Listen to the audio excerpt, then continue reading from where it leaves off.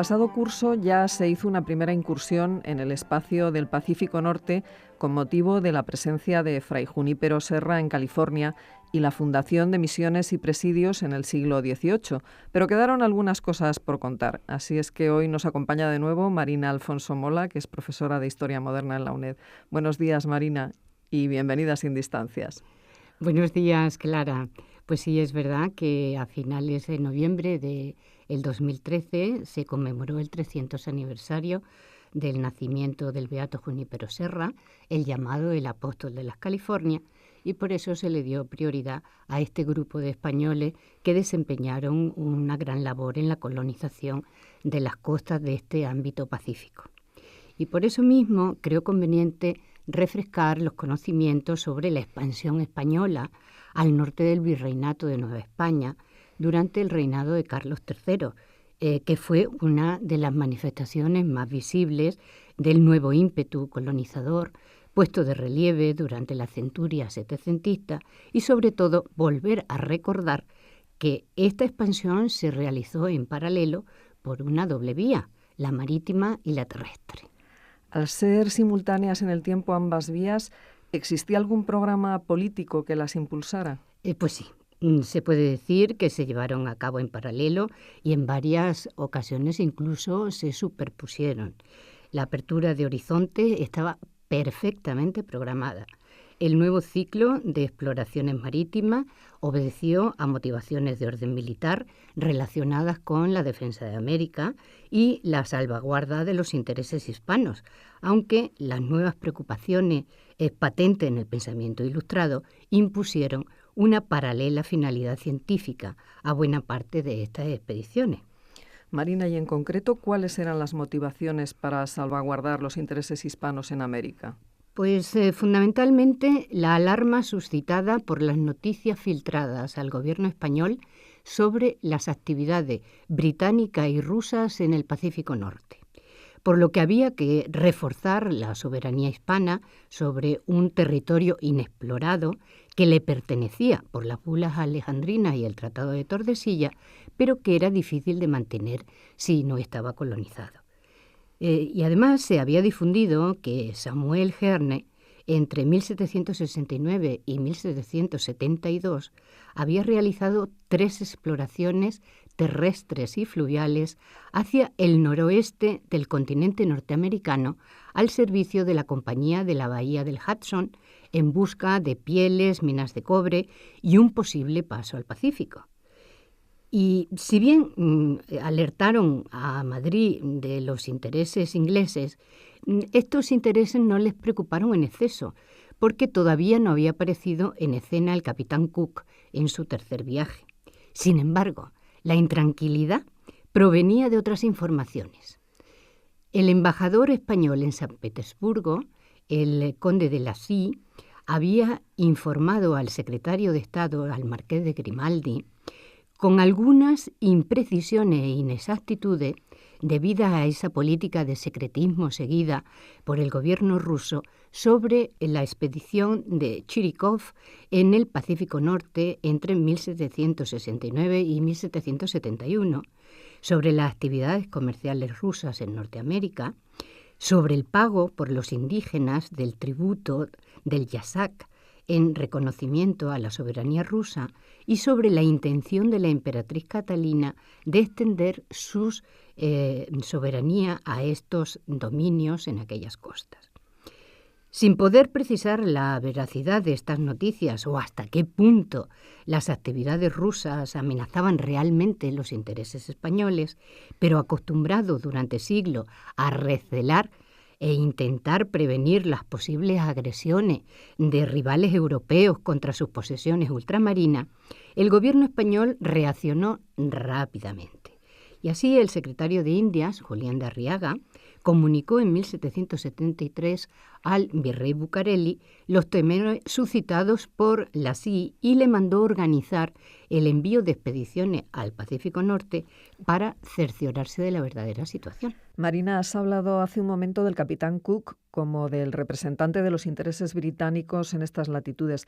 Cuéntanos qué fue lo que hizo este hombre en el Pacífico Norte.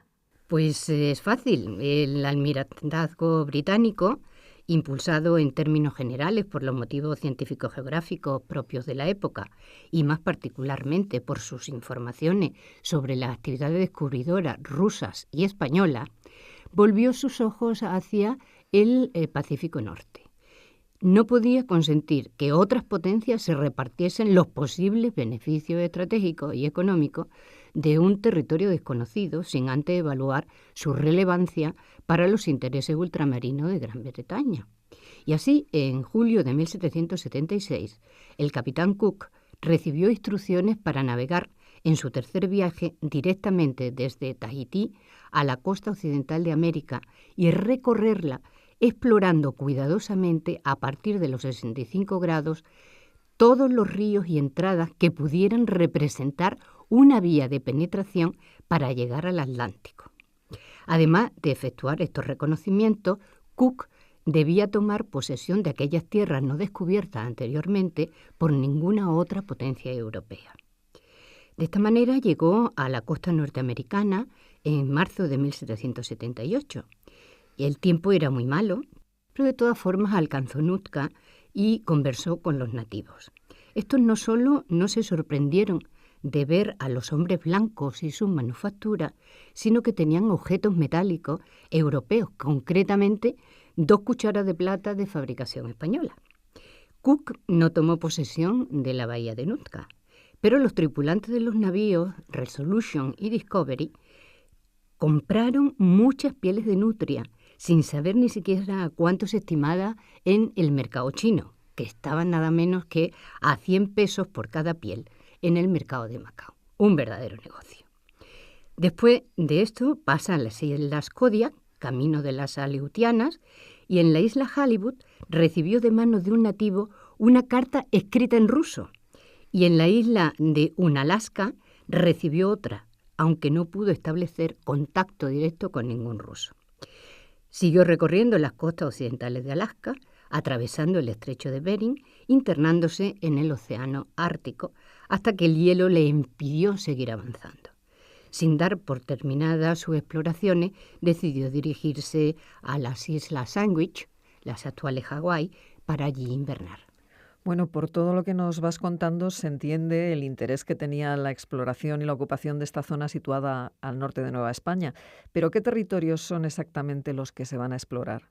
Pues principalmente las costas del noroeste de los actuales Estados Unidos, lo que son los estados de Oregón y Washington, las costas canadienses de la Columbia Británica y Alaska, hasta las islas Reina Carlota y Aleutianas, lo que entonces se denominaba la costa septentrional de California. Pero para poder afrontar esta empresa, digo yo que sería necesario contar con una base de operaciones en la costa del Pacífico que estuviese ya consolidada, ¿no?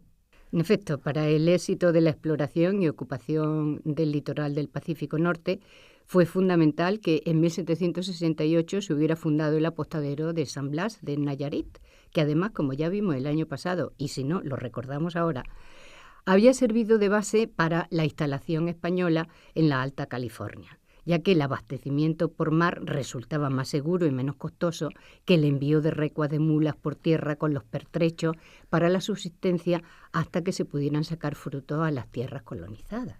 Marina, aunque sea brevemente, háblanos de alguna de las expediciones que salieron de este apostadero de San Blas. La primera expedición estuvo a cargo, por recomendación expresa del padre Junípero Serra, del mallorquín Juan José Pérez Hernández, un marino experimentado en la navegación del Pacífico, de modo que su experiencia y previsión para los pertrechos navales, el armamento defensivo y los ranchos servirían como guía para la preparación de las expediciones siguientes. Esta expedición contó con la dotación de la fragata Santiago, alias la Nueva Galicia, que zarpó en enero de 1774 y cuya tripulación, más de 80 hombres, la mayoría criollos novohispanos, estaba muy confusa sobre el porqué de tantos pertrechos y de tantas provisiones, ya que llevaban tasajo, pescado seco, bizcocho, manteca, arroz, maíz, garbanzos, lentejas, frijoles, cebollas, queso, sal, aceite, pimientos, vinagre, azúcar, jamón, galletas, canela, clavo, azafrán, pimentón, chocolate, aguardiente, vino, jarabe de limón para el escorbuto, o sea, se hacía previsión de una larga travesía, además del cargamento vivo de gallinas, cabras y novillos con su correspondiente heno. Y entonces en marzo hacen una escala en San Diego. Cuéntanos qué pasó después de esta escala. ¿Se les aclararon las suspicacias sobre el excesivo avituallamiento? Pues sí, pese al secretismo impuesto por la necesidad de los espías que no conociesen previamente su destino y pese a los vientos contrarios, los expedicionarios continuaron su derrotero norteando hasta las islas de la Reina Carlota, donde los nativos en sus canoas salieron al encuentro de la fragata para comerciar. Pieles de oso, de foca, de nutria, mantas de larro. No obstante, no se percataron de que si los aborígenes querían hacer comercio es porque habían conocido esta práctica con otros europeos, en este caso los rusos. Entonces se enteraron de que su objetivo era alcanzar los 60 grados de latitud norte y aunque regresaron hacia el sur sin alcanzar su objetivo, hay que resaltar que avistaron la actual isla de Vancouver y que recalaron en la bahía de Nootka. A finales de agosto llegan a Monterrey y la tripulación estaba agotada por su lucha con la niebla, la lluvia, el viento, las corrientes, el escorbuto y el propio miedo a lo desconocido, llegando a San Blas en noviembre de 1774. Y pese a los resultados mediocres de esta primera expedición, ¿hubo más intentos o se interrumpieron definitivamente las navegaciones? Pues el interés continúa. Se organiza en 1775 una segunda expedición a cargo de Bruno Ezeta y Juan Francisco de la Bodega, que zarparon a bordo de la fragata Santiago y de la goleta Sonora. Llegaron hasta la isla de Kruzov y los 58 grados de latitud norte en el Golfo de Alaska.